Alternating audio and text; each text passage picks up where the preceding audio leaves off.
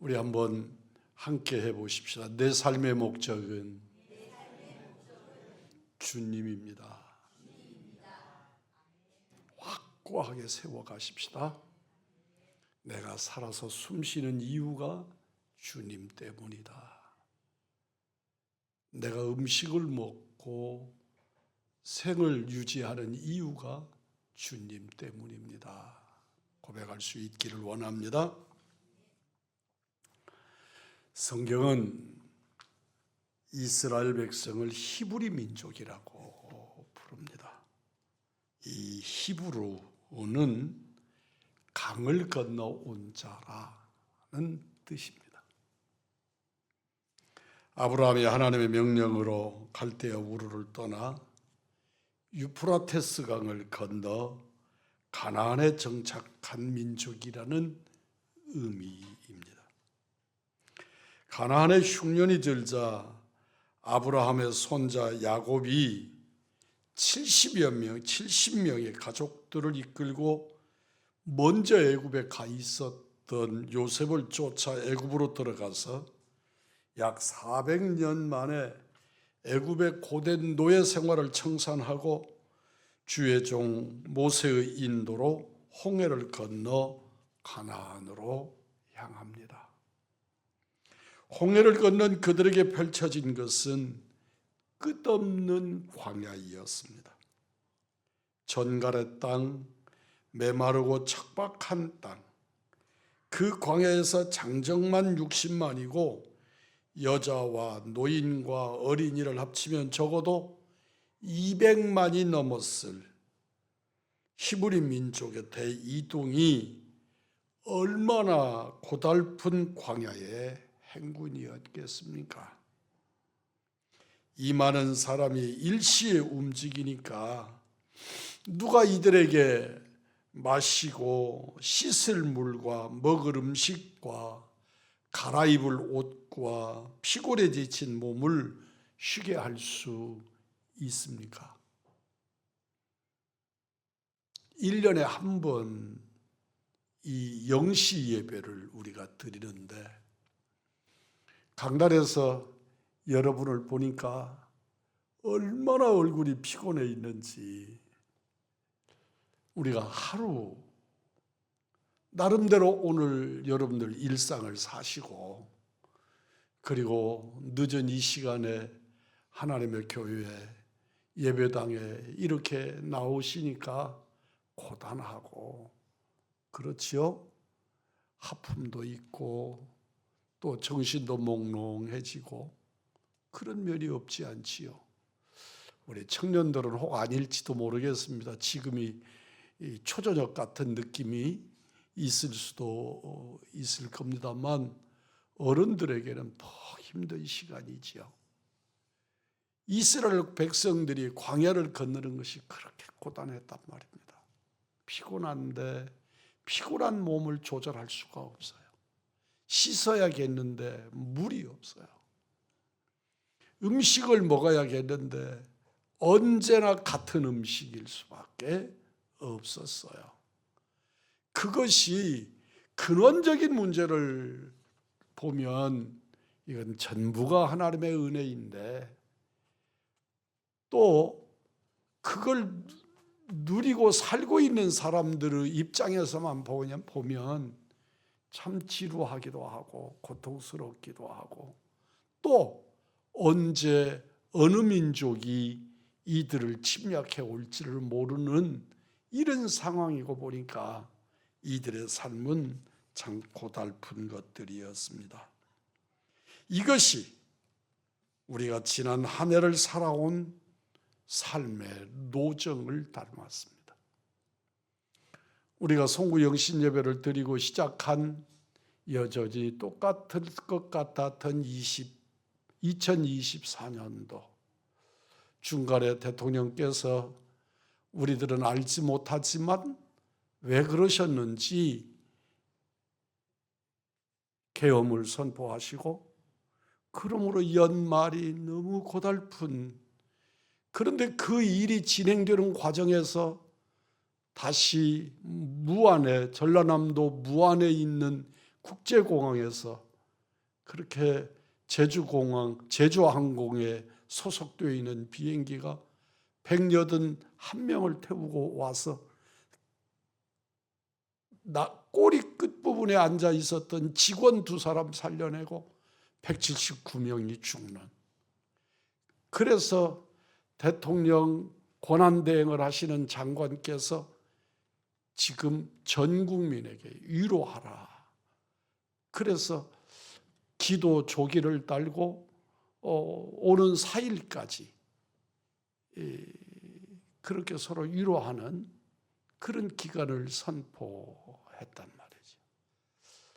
그러는 중에 우리가 송구 영신 예배를 드리니 육체보다 마음이 고단하고 그 마음의 고단함이 참으로 웃을 일이 별로 없는, 이번에 우리 노회에서 행하는 신년 할애 예배가 1월 2일 날이 있습니다. 그런데 그 자리에서 웃고 할 수 있는 모든 프로그램을 지우고 서로 위로하면서 정말 격려하는, 위로의 마음을 전하는 이런 시간을 갖자. 의왕시에서도 여러분들 다 같이 받았지요? 오늘 새벽에 있을 왕송 저수지에서 있을 그 해 뜨는 행사에 다 취소하겠다.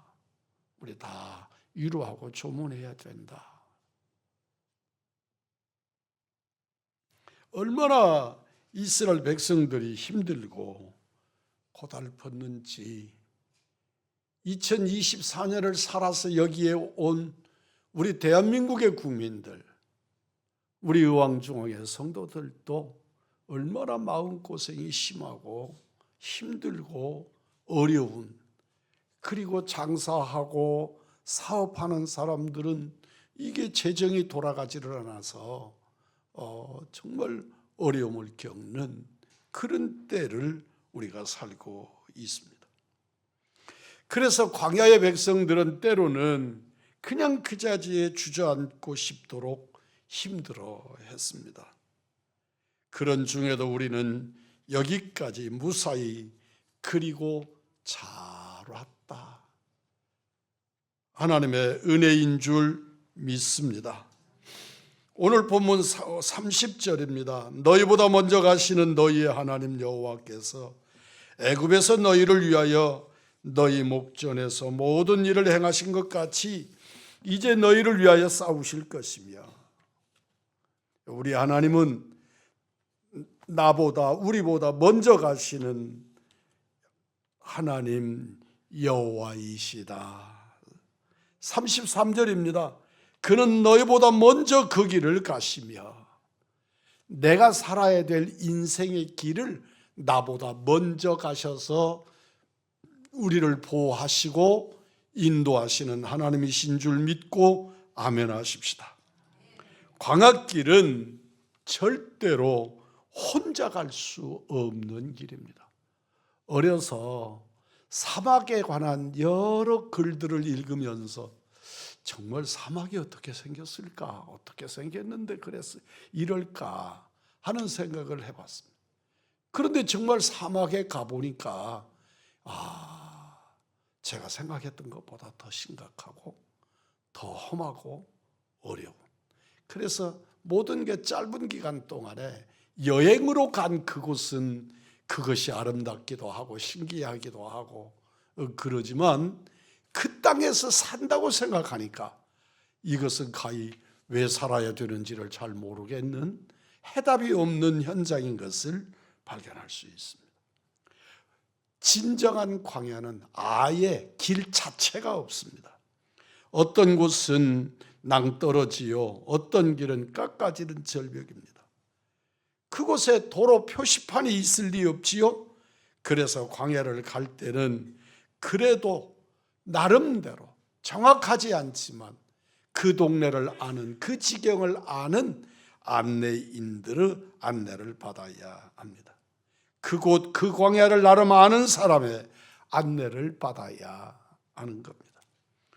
우리의 인생을 인도하시는 하나님께서 우리를 무작정 광야로 내보내지 않으셨습니다. 저는 하나님께서 왜 모세를 지도자로 세우셨을까? 예비하셨으니까? 뿐만 아니고 모세를 미리 40년 동안 그 광야로, 신광야, 미디안 광야에 가서 40년을 살게 하시고 양무리를 이끌고 다니셨으니까 그 광야에 나름대로는 다 섭렵한 사람, 광야의 생리를 아는 사람, 그들 중에 모세를 지도자로 세우신 거지요. 하나님께서 그랬음에도 불구하고 모세보다, 이스라엘 백성보다 먼저 가셔서 그 백성들을 이끄시고 인도하시겠다고 약속하셨습니다. 선하신 하나님이 우리 앞서 행하십니다. 우리를 가장 좋은 길로, 가장 안전한 길로 인도하십니다.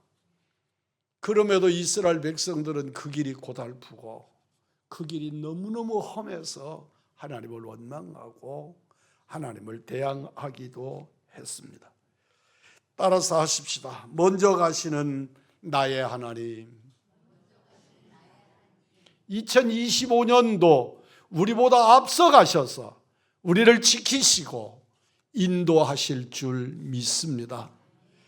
우리가 나름대로 25년도 힘들고 어려울 수도 있지만, 그러나 언제나 확실한 믿음은 그 길을 나보다 먼저 가셔서 나의 길을 보존하시고 지키시고 인도하실 하나님이시다. 확실한 믿음으로 붙드시기를 축복합니다. 하나님이 우리 앞서 행한다는 말씀이 성경에 가득합니다. 출애굽기 13장 21절입니다. 이스라엘 백성이 홍해를 건널 때 여호와께서 그들 앞에서 가시며 낮에는 구름 기둥으로 그들의 길을 인도하시고 밤에는 불 기둥으로 그들에게 비추사 낮이나 밤이나 진행하게 하셨다. 홍해를 이스라엘 백성 앞서 하나님이 먼저 건너신 것입니다. 광야를 지날 때도 하나님은 그들 앞서 행하여 가셨습니다. 신명기 31장 8절입니다. 그리하면 여호와 그가 앞서 내 앞에 가시며 너와 함께 하사 너를 떠나지 아니하시며 버리지 아니하시리니 너는 두려워하지 말라, 놀라지 말라. 출애굽기 20장 23장 20절 23절입니다. 내가 사자를 내 앞서 보내어 길에서 너를 보호하여 너를 내가 예비한 곳에 이르게 하리니 내 사자가 내 앞서 가서 너를 아모리 사람과 헷 사람과 브리스 사람과 가나안 사람과 히윗 사람과 여부수 사람에게로 인도하고 나는 그들을 끊으리니. 거듭 말합니다. 내가 사자를 내 앞에 보내겠다. 그래서 너를 보호하겠다. 내 사자가 앞서가서 너를 보호하겠다. 광야의 이스라엘을 보면 광야 백성들만 터벅터벅 걷는 것처럼 보입니다. 그러나 영적인 눈을 열어보면 그 앞에 하나님이 계셨습니다. 하나님께서 그들보다 앞서가셨고 그들을 구름 기둥으로 불 기둥으로 더 씌우시고 그들을 보호해 주셨습니다. 내가 내 앞서 내 사자를 보내 아모리 사람과 헷 사람과 여부수 사람 땅으로 인도하리라. 누가 먼저 광야에 갔습니까? 모세입니까? 아닙니다. 우리 아버지 하나님이신 줄 믿습니다. 누가 먼저 가나안 땅에 들어가셨습니까? 여호수아입니까? 아닙니다. 하나님이 앞서 가셨습니다. 하나님이 앞서 행하셨고 사실 우리는 그렇게 한 일이 없습니다. 홍해를 건너기 전에 모세가 백성에게 한 말씀이 이것입니다. 출애굽기 14장 14절입니다. 여호와께서 너희를 위하여 싸우시리니 너희는 가만히 있을지니라. 전쟁하는데 가만히 있으라고 하십니다. 너희는 가만히 있으라. 어쩌시려고요? 이 말씀을 원어로 해석 직역하면 이렇습니다. 너희는 휴가를 떠나라. 그렇습니다. 휴가 간 사람처럼, 휴가 간 사람이 직장에 사업, 회사 돌아가는 걸로 걱정하면 안 되잖아요. 그들이 전쟁에 대하여 염려하지 말고 휴가 간 사람처럼 그렇게 평안하라, 쉬어라, 쉬고 있어라, 내가 어떻게 하는가 지켜만 봐라, 즐기라, 그런 말씀입니다.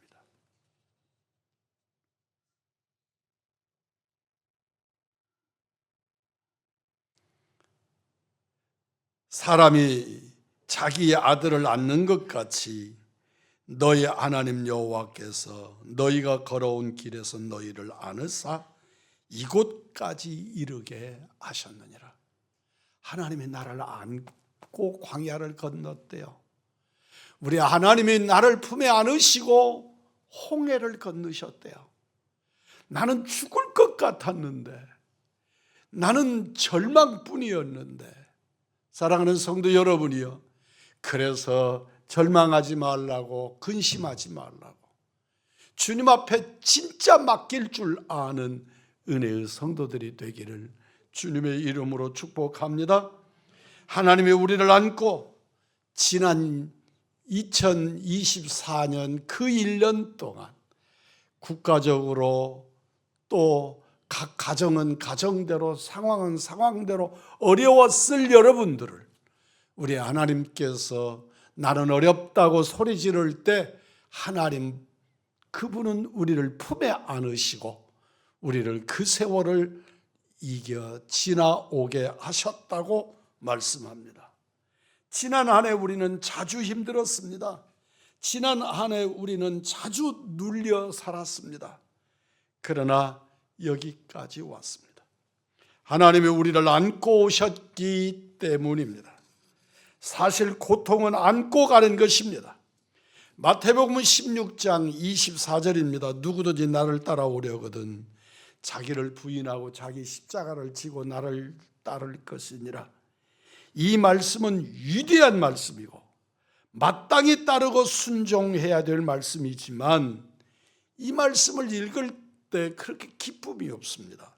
왜냐하면 십자가를 지고 나를 쫓으라고 하시니까 그 십자가가 그렇게 만만하지 않습니다. 그리고 더 중요한 것은 그 십자가의 결론 끝자리에 가면 십자가 장작으로 패서 불쏘시개 만들고 그리고 그곳에 삼겹살 굽고 그런 것이 아니고 그 십자가 지고 간 종결 그 끝에는 그 십자가를 내가 매달려서 죽어야 하는 십자가니까 우리 주님이 내 십자가, 내 몫에 태인 그 십자가 짊어지고 너는 나를 쫓을 것이니라. 그러니까 당연히 그 십자가 짊어지고 가야 하는 것이 옳은데 그 십자가를 지고 가는 것이 그렇게 달갑지 않단 말입니다. 항상 기뻐하라고 하는 말씀을 실천하기가 어렵단 말입니다. 십자가처럼 인생의 고통을 지고 가는 것이 매우 고통스럽기 때문입니다. 어느 날 이 말씀에서 크게 자유를 누릴 수 있었습니다. 원어를 보니까 십자가를 지라는 원어는 바스타제인인데 이 바스타제인은 귀중한 것을 가슴에 품다, 가슴에 안다는 뜻입니다. 그래, 십자가를 지고라고 하는 말씀. 우리 예수님을 품에 안고 우리 예수님을 품에 모시고 그런 의미입니다. 그러니까 내가 죽으려고 그 십자가 짊어지고 가는 것이 아니라 주님의 은혜 누리려고 우리 주님 가슴에 안고 주님의 가슴에 모셔드리고 그리고 걷는 것이구나. 십자가라고 하는 우리말만 이해하니까 그런데 그것을 원어로 풀어보니까 주님 가슴에 품고 가라, 말씀 품고 가거라, 그런 말씀이시구나 하는 것을 알고, 그러면 그렇지, 우리 주님이 내가 죽일 나 매달을 십자가를 나보고 지고 가라고 말씀하시지 않지. 그렇게 위로가 되더라는 말입니다. 그래서 마태복음 16장 24절을 직역해 보니까 아무든지 나를 따라오려거든 자기를 부인하고 자기 십자가를 안고 나를 쫓을 것이니라. 십자가는 마지못해서 지고 가는 것이 아니라 사랑스럽게 안고 가는 것입니다. 십자가는 어쩔 수 없이 끌려가는 것이 아니라 나를 구원하신 그 십자가를 소중히 안고 가는 것입니다. 인생 광야에서 우리는 여러 고통을 당합니다. 울퉁불퉁한 길 때문에 넘어집니다. 뜨거운 태양 때문에 머리가 아픕니다. 단조로운 환경과 음식이 지겹습니다. 그러나 이것들은 우리가 힘들게 짊어지고 가는 무거운 짐이 아니라 사랑스럽게 안고 가야 할 것들입니다. 고통은 지고 가면 힘들고 안고 가야 가볍습니다. 고통은 분노하고 미워하면 더 괴롭습니다. 사랑하면 조용히 사라집니다. 하나님이 우리를 안고 가신 것처럼 우리도 인생의 고통을 안고 가는 성도들이 되기를 축복합니다. 신명기 1장 31절입니다. 광야에서도 너희가 당하였거니와 사람이 자기의 아들을 안는 것 같이 너희 하나님 여호와께서 너희가 걸어온 길에서 너희를 안으사 이곳까지 이르게 하셨느니라. 하나님이 우리를 안고 오셨답니다. 하나님께서 안고 그 광야를 건넜답니다. 그런데 우리는 그저 그 하나님이 나를 향하신 그 은혜를 챙기지 못하고 나를 광야로 내모르신 하나님, 십자가를 짊어지고 가게 하신 하나님, 그리고 하나님을 원망하고 주님에게 투정만 했습니다. 우리가 여기까지 올 수 있었던 은총을 33절이 말씀합니다. 그는 너희보다 먼저 그 길을 가시며 장막 칠 곳을 찾으시고 밤에는 불로 낮에는 구름으로 너희가 갈 길을 지시하신 자이시니라. 하나님께서 내 천막 칠 자리도 미리 봐주시고, 우리 하나님께서 내가 더워서 못 견딜 자리는 구름 미리 준비해 주시고, 내가 추워서 못 견디고 이리 때나 늑대로 인하여 두려워해야 할 자리에는 불기둥을 미리 가서 세워주시고, 그래서 우리들을 돌보시고 지키시고 안으셔서 여기까지 인도하셨다는 것입니다. 구름기둥과 불기둥이 이스라엘 백성의 뒤에 있지 않고 이스라엘 백성 앞에 있었음을 주목해야 합니다. 광야의 백성은 우리 앞에 있는 구름기둥과 불기둥을 보고 하나님이 우리와 함께 하시는구나 깨닫고 감사하지 않을 수 없었습니다. 이스라엘의 하나님의 백성들 앞에서 이스라엘을 이끌었기 때문에 백성들은 따라갔습니다. 광야 같은 세상에서 사람이 사는 두 가지 방식이 있습니다. 하나는, 광야는 쫓겨가는 삶입니다. 도망자들이 사는 곳입니다. 그래서 언제 어디서 누가 나를 공격할지 몰라서 다 쫓기는 인생을 삽니다. 또 다른 하나는 부름받고 사는 삶, 그 현장입니다. 사막의 교부들은 그저 하나님의 말씀을 어떻게 하면 조금 더 진지하게 더 깊이 예수 믿을까, 그래서 사막에 가서 그러므로 금식하고 그러므로 목마름을 참고 그러므로 수고하고 땀 흘리고 이래서 그 사막길을 헤매는 자들을 찾아서 먹이고 입히고 재우고, 그렇게 사는 부름받아 들어가는 사람들이 사는 땅이 그 광야이고, 또 죄짓고 도망가는 사람들이 사는 땅이 광야였습니다. 쫓기며 사는 사람의 특징은 사람에 의해서 좌지우지 되는 것과 과거에 붙잡혀 사는 것이 특징입니다. 쫓기며 살았던 대표적인 사람이 구약의 사울 왕입니다. 사울은 이스라엘의 왕이었지만 늘 쫓겨 살았습니다. 사울은 하나님의 말씀이 아니라 다윗에 의해서 좌지우지 되었습니다. 다윗이 잘 나가면 싫고 다윗이 망하면 좋습니다. 다윗의 기쁨이 사울의 슬픔이 되고 다윗의 고통이 사울의 기쁨이었습니다. 다윗이 있는 한 사울은 행복할 수가 없었습니다. 그래서 사울은 다윗을 죽이려고 했으나 사울이 먼저 죽었습니다. 쫓기며 사는 삶의 반대는 부름받고 사는 삶입니다. 부름받고 사는 삶의 특징은 하나님 중심과 미래지향적인 것입니다.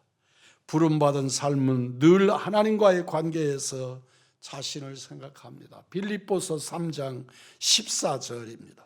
표대를 향하여 그리스도 예수 안에서 하나님이 위에서 부르신 부름의 상을 위하여 달려가노라. 신앙인의 삶은 쫓겨다니는 것이 아니라 달려가는 것입니다. 달려가는 이유는 위에서 부르신 부름이 있기 때문입니다. 하나님이 위에서 나를 부르셨고 하나님은 나를 앞에서 인도하십니다. 나는 그 하나님의 인도를 따라갑니다. 사람들이 무엇이라고 해도 오직 하나님의 말씀만 쫓아갑니다.